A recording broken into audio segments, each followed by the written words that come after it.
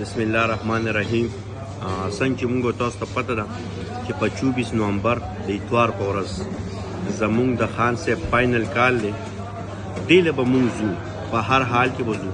د پی ټی آی ټول ورکر ته قیادت، سینیر قیادت ته زموږ دا خواست دی چې په دې کې په بھرپور انداز شرکت وکړي او موږ به په هر حال کې اسلام آباد ډي چوک ته ځان رسو. بجای د دې زموږ سر پرې کېږي، موږ د خان دپاره خپل سر پرې کولو ته تیار یو. د خان دپاره زموږ جان مال د بچو د سر قربانۍ ته هم تیار یو او انشاءالله په هر حال کې چې موږ به اسلام آباد ته ځو او زموږ فاینل کال چې کوم دی د هغې مقصد دا دی چې خان صاحب رها کول دی او خان صاحب به موږ رها کوو.